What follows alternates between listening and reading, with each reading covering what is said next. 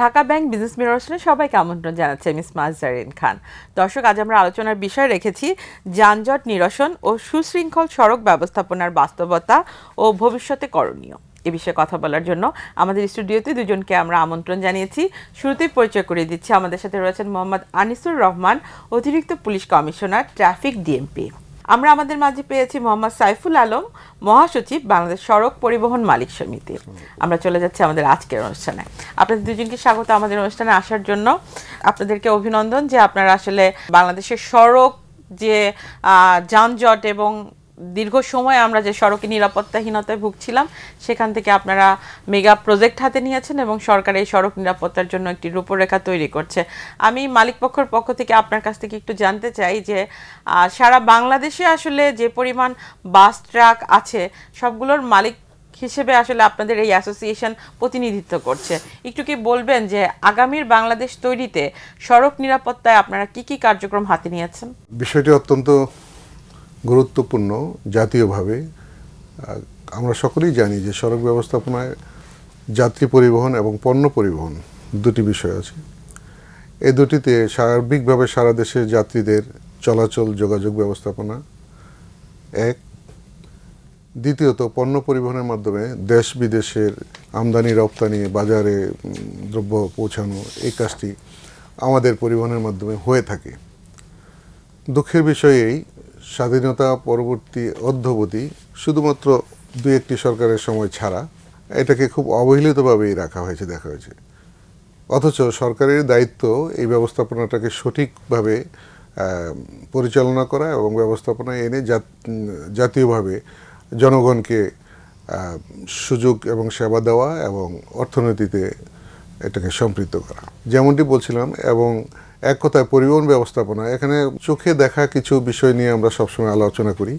দুর্ঘটনা হলে পরে একটা আলোচিত বিষয় হয়, যানজট হলে পরে আলোচিত হয় এবং অব্যবস্থাপনা হলে পরে আলোচিত হয়।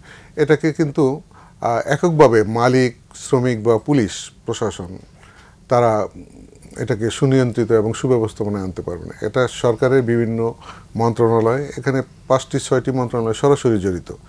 অর্থ, বাণিজ্য, সড়ক যোগাযোগ, স্বরাষ্ট্র এবং স্থানীয় সরকার, এদের সম্মিলিত প্রয়াসে এবং উদ্যোগেই এখানে একটি সুশৃঙ্খল পরিবহন ব্যবস্থাপনা আসতে পারে। এবং সর্বোপরি মালিক এবং শ্রমিক পক্ষ যারা স্টেক হোল্ডার আছে এবং যারা এটাতে পরিচালনা করেন, এই বিষয়টা সম্মিলিতভাবে উদ্যোগ নেওয়া এবং কাজ করার আমরা সবসময় দেখে এসেছি যে এটা অনীহার মধ্যে থাকে। ফলে কিন্তু এই বিষয়টা অর্থাৎ সমন্বয়হীনতার একটা বড় ধরনের গ্যাপ তৈরি হয়ে আছে। যার যেখানে দায়িত্ব আছে সে তার দায়িত্বটা সঠিকভাবে পালন করে না। আর দোষাদোষীর একটা আমাদের স্বভাব আছে। সবচেয়ে বড় কথা, কেউ কাউকে মানে না এবং এই দোষ দেওয়া কার জন্য হচ্ছে না, মালিক পক্ষ বলবে পুলিশের জন্য হচ্ছে না, পুলিশ বলবে মালিক হচ্ছে না, এবং জনগণ সর্বোপরি মিডিয়া বলবে যে সরকার যখন কোনো সিদ্ধান্ত নেয় তখন দেখা যায় যে এই যে বাস ট্রাকের যারা আছেন তারা নিজেদেরকে ইনসিকিউর মনে করে এবং তারা গিয়ে কিন্তু একটা দলবদ্ধভাবে একটা জায়গা তৈরি করে যেখানে সিকিউরিটি বা নিজেদের নিরাপত্তার স্বার্থেই হয়তো তারা এই বিষয়টি চিন্তা করে। আমি জানি না কেন এরকম হয়। এক্স্যাক্টলি, সার্বিকভাবে আমাদের উপলব্ধি এটাই। এজ এ ট্রান্সপোর্ট লিডার আমি কিন্তু 40 বছরের কাছাকাছি হয়ে গেছে এই ট্রেডে আছি, মালিক শ্রমিক এবং সব কিছুকে হ্যান্ডেল করতেছি। যে কথাটা আমি প্রয়োজনের কথা বললাম, এখানে সরকারের সদিচ্ছা, অর্থাৎ সরকার বলতে তো একক না, সকলে, এবং সেক্ষেত্রে স্টেক হোল্ডার এবং জনগণ সহ সকলকে কিন্তু এটা সম্পর্কে সম্মুখ ধারণা থাকতে হবে। ট্রাফিক আইন মানতে হবে, নিয়ম শৃঙ্খলা জানতে হবে, শুধু চালক জানলে হবে না, এবং চালকের সুযোগ সুবিধা, তার যে একটি চাহিদা আছে, স্বাস্থ্যগত বিষয়। এই ক্ষেত্রে আমি ধন্যবাদ জানাই আমাদের মাননীয় প্রধানমন্ত্রীকে। এইবারই আমরা প্রথম দেখলাম যে এই সমস্ত বিষয়টাকে মাথায় নিয়ে জনস্বার্থে সার্বিকভাবে এটাকে একটা ডিসিপ্লিনে আনার জন্য তিনি কর্মপন্থা হাতে নিয়েছেন এবং সকলকে সমন্বিতভাবে কাজ করানোর জন্য তিনি দায়িত্ব নিয়েছেন এবং সকলকে দায়িত্ব দিয়ে আবার এটাকে ফলো আপ করছেন। সুতরাং আমরা এখানে ওতপ্রোতভাবে মেগা প্রকল্পই বলবো, এটাকে আমরা আশান্বিত এবং উৎসাহিত। এক্ষেত্রে অনেকগুলি দিক আছে, আপনি সময় দিলে আমরা বলবো আমরা কি কাজ করছি এবং বাস্তবতা কি শুনবো। তার আগে একটু আমি জানতে চাই যে আসলে এই যে সড়কের শৃঙ্খলা এবং পাশাপাশি হচ্ছে গিয়ে জনগণের নিরাপত্তা এবং ট্রাফিক সিস্টেমকে পুরোটা ঢেলে সাজানো, এর মাধ্যমে আসলে প্রযুক্তিকে ব্যবহার, এটির একটা আধুনিকায়নের সংযোগ আমরা ঢাকা শহরে যারা আছি তারা এখন রাস্তায় নামলে আমরা দেখি যে একটা শৃঙ্খলার জায়গায় আস্তে আস্তে যাচ্ছে, এবং যারা গাড়ি নিয়ে নামছে তারাও চেষ্টা করছে সেটি ফলো করার জন্য। একটু কি বলবেন যে বাংলাদেশ সরকারের আসলে এই মেগা প্রজেক্টের রূপরেখা কি, তারা যানজট নিরসন এবং শৃঙ্খলা ফেরানোর জন্য কি সিদ্ধান্ত নিয়েছে? আপনাকে ধন্যবাদ। আসলে দু একটা শব্দের ব্যাপারে কথা বলি, আমার ব্যক্তিগত অভিমত। কিন্তু প্রথম কথা হচ্ছে এই মেগা প্রজেক্ট কনসেপ্টটা আমি ব্যক্তিগতভাবে খুব একটা বেশি বুঝি না বা চেষ্টা করি না। এটার প্রধান কারণ হচ্ছে ঢাকা শহরের ডিএমপিতে ট্রাফিকে এই পর্যন্ত 75টা ডাইভারশন করেছি, ট্রাফিক মডিফিকেশন করেছি, এবং এই মডিফিকেশনগুলো আমরা ধরতে গেলে সরকারি কোনো সহায়তা ছাড়াই, অর্থ ছাড়াই করতে পেরেছি। আমাদের বিভিন্ন স্পন্সর কোম্পানিগুলো আছে, তারা আমাদের কিছু কোণ দিয়েছে। এই কোণগুলোর মাধ্যমে আমরা শুধু একটা দুটো জিনিস খেয়াল করেছি যে আমি যদি বাম দিকের লেনটাকে ঠিক রাখতে পারি, লেফট লেন ক্লিয়ার রাখতে পারি, আর কিছু জায়গায় যদি আমি সরাসরি একটু কাউকে 500 মিটার, কাউকে 300 মিটার একটু ঘুরিয়ে দিই, তাতেই কিন্তু আমরা একটা বড় ধরনের সাফল্য পেয়েছি আমাদের অন গ্রাউন্ড যে দেখা। সেই ক্ষেত্রে শুধুমাত্র কেবলমাত্র মেগা প্রজেক্ট আপনাকে সফলতা দিবে, অন্য কিছু চিন্তা ভাবনা করা যাবে না। এটা আমার কাছে প্রথম কথা হচ্ছে যে আমি এভাবে জিনিসটা দেখি। আর সড়ক নিয়ে কাজ করতে গিয়ে আমার ব্যক্তিগত যে উপলব্ধি হচ্ছে যে এটা অনেকটা ওই যে অন্ধের হাতি দেখার মতো। আমরা তো এক একজন এক এক দৃষ্টিতে সড়ককে দেখি। তো সুতরাং কারো কাছে সড়ক পাইপের মতো, কারো কাছে থামের মতো, কারো কাছে আবার অন্য আকৃতির। তো এইভাবে যদি আপনি সমগ্র ব্যবস্থাপনাকে ভিন্ন ভিন্ন দৃষ্টিতে খণ্ডিত আকারে এবং অ্যাডহক বেসিসে যদি দেখেন, তাহলে এখান থেকে ভালো সুফল কখনোই আসবে না। এটা হচ্ছে আমার পরবর্তী উপলব্ধি। এখানেই এই সমন্বিতভাবে দেখার একটা বিষয় আছে। আপনি দেখবেন যে সড়ক নিয়ে যারা কাজ করছে এদের মধ্যে প্রথমেই তো আমাদের মন্ত্রণালয় রয়েছে, তারপর আমাদেরকে ডিটিসি আছে, এরপরে আমাদের বিআরটিএ, এরপরে আমরা সিটি কর্পোরেশন, এলজিইডি এবং আমাদের বাংলাদেশ পুলিশ, মালিক, শ্রমিক, এই সবাই মিলে কিন্তু সড়ক। এখন এখানে দীর্ঘদিন ধরে যে বাস্তবতা চলছে, এই বাস্তবতাকে এক কথায় প্রকাশ করা কঠিন। কারণ আপনি যেখানেই যাকে নিয়ে কথা বলবেন এটা একটা দীর্ঘ উপন্যাসের মতো শোনাবে। আমরা কি কখনো চিন্তা করি টেকনাফ থেকে একটা গাড়ি ছাড়লো শীতেতুলা পর্যন্ত পৌঁছাবে একটা কাভার্ড ভ্যান? এই যে দীর্ঘ যে একটা পথ, এই লোকটা 14 থেকে 15 ঘন্টা জার্নি করবে, 16 ঘন্টা জার্নি করবে। আমরা কি কখনো ভেবেছি যে সে এর মধ্যে রেস্টটা কোথায় নেবে, তার ন্যাচারাল কলের বিষয় আছে, তার খাওয়া দাওয়ার বিষয় আছে, কীভাবে এত দীর্ঘ পথ অতিক্রম করবে? এই শ্রমিকের কথা কি আমরা কখনো ভেবেছি? আমরা কি কখনো এটা ভেবেছি যে একজন হেভি ড্রাইভার যে কোটি কোটি টাকার পণ্য বহন করছে, তো এই লোকটা ঠিকমতো প্রশিক্ষিত কিনা? এভাবে নানান দিক, সড়কের প্রত্যেকটা খুঁটিনাটি দিক নিয়ে দীর্ঘ আলোচনার বিষয় আছে। তবে আসার কথা হচ্ছে যে গবেষণার বিষয় তো অবশ্যই আছে, এবং এই গবেষণাগুলো আবার এখানেও আবার অনেক ধরনের কথাবার্তা আছে। এক একজন লোক এক একটা দিক থেকে সড়ককে গবেষণা করে, এবং সেই গবেষণাগুলো কিন্তু আবার সমন্বিত না। আপনি দেখবেন অনেক গবেষণাপত্র আছে, অনেক পেপারস আছে, এগুলো যে কোথায় পড়ে আছে এগুলো আদৌ সবাই জানে কি না, বা এই গবেষণাগুলো কেন করা হলো এটা কি কাউকে জিজ্ঞেস করে করা হচ্ছে? এই যে 64 জেলাকে আসলে এক ছাতার নিচে এসে সিকিউরিটি সিস্টেমকে জোরদার করা, এবং সেখানে আসলে শুধুমাত্র ঢাকা শহরই না, এই নিরাপত্তার চাদরে সড়ককে আসলে যাত্রাগুলো শুভ করার জন্য কিভাবে আসলে 64 ডিস্ট্রিক্টকে এবং থানাকে কানেক্ট করা যায়, সেটির জন্য আসলে কি আপনারা কাজ করছেন এবং কিভাবে কাজ করছেন? না, আমি তো ওই কথাটাই বলছি যে আপনি বিচ্ছিন্নভাবে কথা বলে লাভ নাই। আপনি ঢাকা নিরাপদ ধরেন, ঢাকা নিরাপদ, এখন ঢাকা থেকে বের হওয়ার সঙ্গে সঙ্গে আপনি শহর থেকে বের হয়ে যে আপনি গাজীপুর ঢুকলেন, গাজীপুর ছাড়িয়ে যে আপনি টাঙ্গাইল গেলেন, তো যে কোনো জায়গায় তো আপনি দুর্ঘটনার সম্মুখীন হতে পারেন। তাহলে তো আপনার নিরাপত্তার চাদর যদি আমি বলি, তাহলে তো আমাকে ওভারঅল একটা সিস্টেমে চলে আনতে হবে। এই সিস্টেমটা নিয়ে কাজ করাটা আসলে খুব জরুরি। এটার মধ্যে অনেকগুলো বিষয় আছে। প্রথম বিষয়টা শুরুই হয়েছে রোড ইঞ্জিনিয়ারিং থেকে। আপনি আশ্চর্য হবেন যে এটা একদম তথ্য দেখবেন যে কেউ আপনাকে বলবে যে আমাদের তো রাস্তা সাধারণত রোশনান হাইওয়ে করে এবং লোকাল রোডগুলো আমাদের এলজিডি করে। এরকম অনেকগুলো পয়েন্ট, পরিসংখ্যানটা সম্ভবত প্রায় 600+, যে এই আপনার রোশনান হাইওয়ে রাস্তা করে গিয়েছে, এলজিডি রাস্তা করেছে, সরাসরি এলজিডির রাস্তাটা মূল সড়কে এসে মিশেছে। এখন ওখান থেকে যে এদিকে আপনি, এটা তো আপনাকে মহাসড়ক বলছেন, এদিকে যে একটা গাড়ি যাচ্ছে আর এলজিডি রোড যে সরাসরি এখানে ঢুকলো, তো এই যে সংঘর্ষটা এটা থামাবে কে? এটা তো এইভাবে ডাইরেক্ট আসার কথা না, এটা একটা নির্দিষ্ট জায়গা থেকে ঘুরে এসে তারপর সে সেফেস্ট ওয়েতে সে মহাসড়কে প্রবেশ করবে। তো এই যে একটা বিষয়টা, এই বিষয়গুলো তো আসলে অ্যাড্রেস করা হয়নি। তার মানে এই ডিজাইন সিস্টেমের সাথে ইনক্লুড করতে গেলেও ট্রাফিক সিস্টেমে যারা কাজ করছে তাদের মতামত অনেক বেশি জরুরি। মতামত না, এটা হচ্ছে সারা বিশ্বে এটা ইঞ্জিনিয়ারিং, এটা একটা প্রকৌশলগত দিক, এটা স্বাভাবিক আমার আপনার অ্যাজামশন থেকে করার কোনো সুযোগ নেই। এটার প্রত্যেকটা পদক্ষেপ, প্রত্যেকটা ইঞ্চি আপনাকে মেপে মেপে কাজ করতে হবে। আপনাকে বুঝতে হবে যে আপনার সামান্যতম একটা ত্রুটি এখানে হাজার হাজার মানুষের জীবন, এটা এত সহজ কিছু না। আমরা জানতে পারলাম যে বাংলাদেশ সরকার তারা যে প্রজেক্টটি হাতে নিচ্ছে সেখানে হচ্ছে গিয়ে সড়কের নিরাপত্তা এবং সড়কে বেশ কিছু এআই থেকে শুরু করে প্রযুক্তিগত সহযোগিতা, পাশাপাশি হচ্ছে গিয়ে তারা কিছু সিস্টেম ডেভেলপ করছে। এই সিস্টেমের মাধ্যমে কিভাবে যানজট নিরসন করা যায় সেগুলো নিয়েও কাজ হচ্ছে। আপনি কি একটু বলবেন যে আসলে কি কি সিস্টেম বা কি কি কার্যক্রম আপনার হাতে নিয়েছেন? আমরা একটু বিরতিতে যাই, বিরতির পর আপনার কাছ থেকে আমরা বিস্তারিত শুনবো। দর্শক, আমরা একটু বিরতিতে যাচ্ছি, বিরতির পর আবারও ফিরছি ঢাকা ব্যাংক বিজনেস মিরর। বিরতির পর আবারও আমন্ত্রণ জানাচ্ছি সবাইকে। আমরা ঢাকা ব্যাংক বিজনেস মিরর অনুষ্ঠানে আবারও শুরু করতে যাচ্ছি। জি, যেটি আপনি বলছিলেন যে আমরা নতুন নতুন অনেক কিছু সিদ্ধান্ত নিচ্ছি যেটি আসলে আগামীর বাংলাদেশের সড়ক নিরাপত্তাকে আরও বেশি সহজ করে দিবে।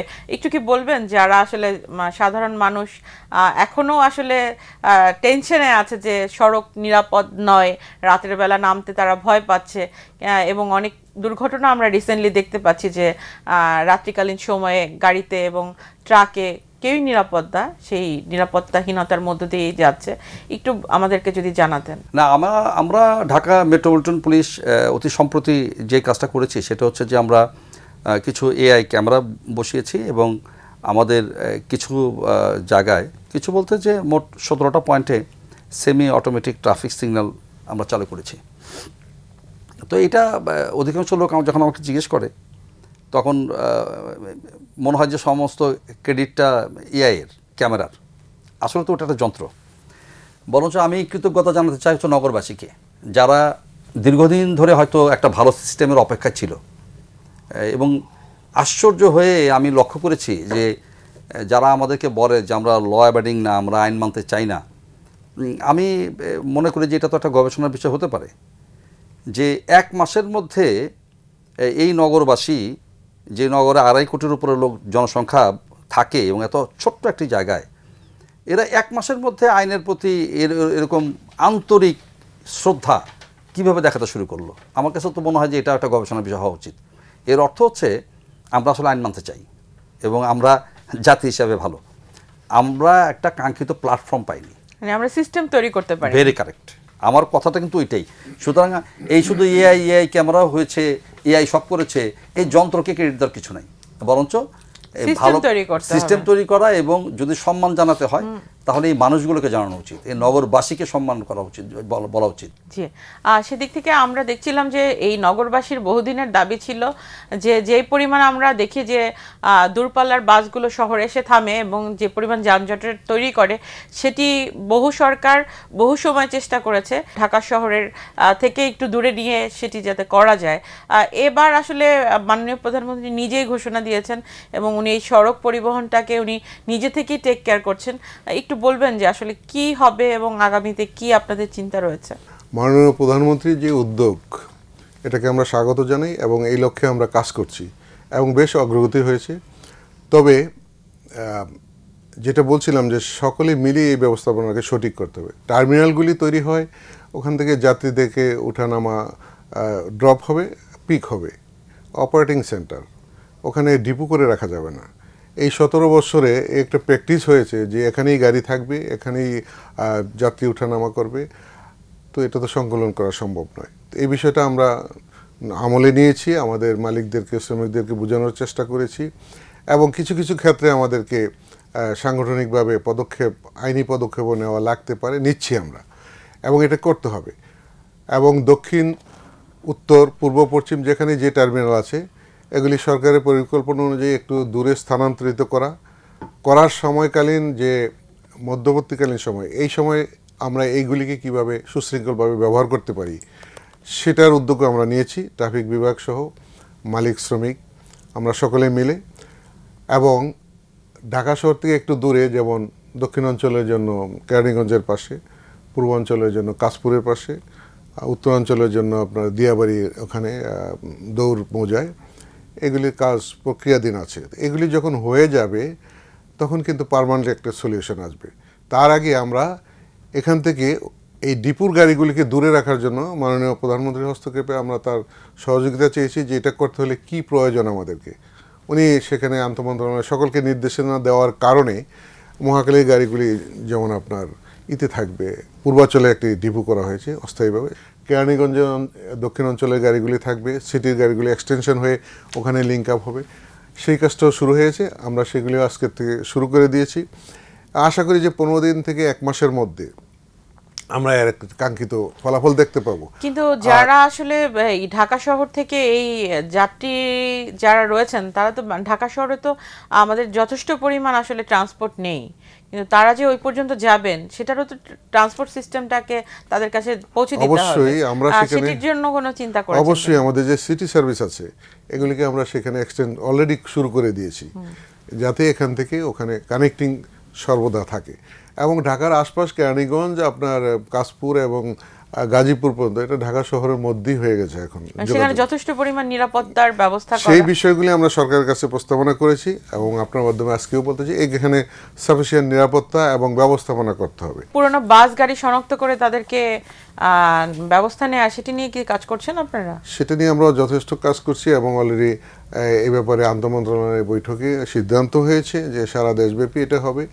এবং সেটি করার আগে আমরা আবার বলেছি, যেহেতু দীর্ঘদিনের প্র্যাকটিস, পুরোনো গাড়িগুলি রয়ে গেছে প্রায় 80,000-এর মতো গাড়ি, অ্যাট এ টাইম যদি এগুলি বন্ধ করা হয় একটা শূন্যতাও দেখা দেবে। সেক্ষেত্রে ওই মালিকগুলিকে একটা কম্পেনসেশন এমনভাবে যে সে তার গাড়িটাকে সে স্ক্র্যাপ করে দিল, এখানে একটা সার্টিফিকেট পাবে, একটা মিনিমাম অ্যামাউন্ট পাবে বোর্ডের মাধ্যমে, এবং তাকে সহজ ঋণের মাধ্যমে এবং কম সুদে একটা গাড়ি দেওয়ার ব্যবস্থা করে দেবো। তাহলে এটা ত্বরান্বিত হবে এবং যানজট, পুরোনো গাড়ি এগুলি রাস্তার থেকে সরে যাবে। নতুন সিদ্ধান্তগুলোর মধ্যে একটি সিদ্ধান্ত হচ্ছে প্লাগ অ্যান্ড প্লে ক্যামেরা এবং আরেকটি হচ্ছে ড্রাইভিং লাইসেন্সের পয়েন্ট ডাউন করে দেয়া। হাতে খুব কম সময়, কিন্তু জানার আমাদের অনেক কিছু আছে, হয়তো আমরা আরেকটা প্রোগ্রামে আরো অনেক কিছু জানতে পারবো। একটু জানতে চাই যে এখানে আসলে আপনারা কি হাতে নিয়েছেন? আমরা সাধারণত এখন যে এআই ক্যামেরাগুলো ব্যবহার করছি এটা অবশ্যই ভালো, কিন্তু কস্টলি। তো আমাদের তো সম্পদ সীমিত, অনেক জায়গায় কভার করতে হবে। এই জন্য আমরা নতুন একটা ক্যামেরা নিয়ে এসেছি যেটা ওই ইনবিল্ট এসডি কার্ড থাকবে এবং ট্রাফিক ভায়োলেশনগুলো সেখানে রেকর্ড থাকবে ইনবিল্ট। সেখান থেকে আমরা পরবর্তীতে ওখান থেকে তথ্যগুলো কালেক্ট করে নিয়ে যাচাই বাছাই করে আমরা ম্যানুয়ালি মামলা করতে পারবো। এই জন্য আমরা প্লাগ অ্যান্ড প্লে বলছি যে এগুলো খুব সহজে বসানো যাবে এবং সবচেয়ে বড় কথা হচ্ছে স্থানান্তর করা যাবে। হয়তো আমি 100 ক্যামেরা গুলশানে কিছুদিন ইউজ করলাম, এটা শেখানোর জন্য মানুষকে। ওই ক্যামেরাগুলো দেখা গেল যে ওখান থেকে নিয়ে যে আমি আবার মতিঝিলে কিছুদিন ব্যবহার করলাম। এতে হবে কি আমাদের মধ্যে আসলে ট্রাফিকের অ্যাওয়ারনেস এবং একটা সংস্কৃতি করে উঠবে। একটা মানুষ যখন ঘর থেকে বেরোবে, এরপর যখন সে ঘরে ঢুকবে, সে যদি আধা ঘন্টা থাকে বাইরে, সে যদি মনে করে যে তার ফুটেজটা কোথাও না কোথাও আছে এবং তাকে খুঁজে বের করা সম্ভব, তাহলে কিন্তু মানুষের আচার আচরণ, কথাবার্তা সবকিছু কিন্তু একটা নিয়ন্ত্রণে চলে আসবে, আসতে বাধ্য। আমাদেরকে একটু যদি স্ক্র্যাপ নীতিমালাটা একটু যদি। আচ্ছা, স্ক্র্যাপ নীতিমালাটা হচ্ছে সবচেয়ে বড় জিনিস হচ্ছে এটাই যে আমরা গাড়ি কিনছি, গাড়ি পারমিশন দিচ্ছি, প্রতিদিন সড়কে গাড়ি নামছে এবং প্রত্যেকটা গাড়ির একটা ইকোনমিক লাইফ থাকে, বয়সকাল। বাসের ক্ষেত্রে 20 আর বাস ব্যতীত অন্যান্য যানবাহনের ক্ষেত্রে 25। কিন্তু কথা হচ্ছে যে এরপরে কি হবে, আপনি এটা কোথায় নেবেন? এটার ক্ষেত্রে এতদিন পর্যন্ত সরকার নিয়ন্ত্রিত বা সরকার দ্বারা নির্দেশিত কোনো পদ্ধতি ছিল না, গাইডলাইন ছিল না। ওই গাইডলাইনটা এবার হয়েছে। এখন আমরা এই বয়সকাল যেগুলো অতিক্রান্ত হয়েছে সেগুলোকে আমরা স্ক্র্যাপ নীতিমালার আওতায় এগুলোর মানে জীবন অবসায়ন যেটাকে বলা হয়, অর্থাৎ এগুলো ফেজ আউট হয়ে যাবে, এগুলো থাকবে না। আমরা হয়তো আজকের প্রোগ্রামে প্রাথমিক কিছু ধারণা আসলে সাধারণ মানুষকে দিতে পেরেছি যে আসলে বাংলাদেশ সরকার ট্রাফিক সিস্টেম এবং সেই সাথে যানজট নিরসনের জন্য প্রাথমিক যে কাজগুলো শুরু করেছে। আমরা আগামীর প্রোগ্রামে এর ধারাবাহিকতা রাখবো এবং আমরা চেষ্টা করব তার পরবর্তী কার্যক্রমগুলো জানানোর জন্য। তবে আমরা বলছি যেহেতু মালিক পক্ষের পক্ষ থেকে আমরা আজকে একজনকে পেয়েছি এবং ট্রাফিক সিস্টেমের পক্ষ থেকে আপনাকে পেয়েছি, যেহেতু যে কোনো কাজই শুরুর দিকে আসলে একটু চ্যালেঞ্জিং হয়, কিন্তু সেখানে যদি জনগণের সহযোগিতা থাকে তাহলে কিন্তু সব কাজই সহজ হয়ে যায়। আমরা আশা করছি বাঙালি জাতি সবসময়ই যে কোনো বাধাকে সহজভাবে করে নেয় এবং তারা কিন্তু সেই কাজগুলোকে ইজি করার জন্য সাথে থাকে। তো আগামীর এই সড়ককে নিরাপদ এবং ট্রাফিক সিস্টেমকে আরও বেশি সহজীকরণ করার ক্ষেত্রে অ্যাওয়ারনেসের যে প্রয়োজনীয়তা রয়েছে আপনাদের দিক থেকে থাকবে এবং সাধারণ জনগণের সহযোগিতা থাকবে। আমরা নিরাপদ সড়ক চাই, যানজটমুক্ত ঢাকা চাই এবং যানজটমুক্ত বাংলাদেশ চাই, যাতে সারা বাংলাদেশে নিরাপত্তার বলয় থাকে এবং সেই সাথে আসলে মনিটরিং সিস্টেমটা আরও বেশি জোরদার থাকে। তো আমরা আগামীর বাংলাদেশে আসলে নিরাপদ সড়ক দেখে আমরা আশা করছি যে বাংলাদেশ সরকার যে সিদ্ধান্তগুলো নিয়েছে সেগুলো ধাপে ধাপে পরীক্ষিতভাবে যে কার্যক্রমগুলো আপনারা করছেন সেগুলো হয়তো সামনের দিকে এগিয়ে যাবে। আপনাদের দুজনকে অসংখ্য ধন্যবাদ আমাদেরকে সময় দেওয়ার জন্য। আপনাকে ধন্যবাদ। দর্শক, এই ছিল আজকের মতো ঢাকা ব্যাংক বিজনেস মিরর অনুষ্ঠান। দেখা হবে আগামী সপ্তাহে। সে পর্যন্ত সবাই ভালো থাকুন, সুস্থ থাকুন, নিরাপদে থাকুন।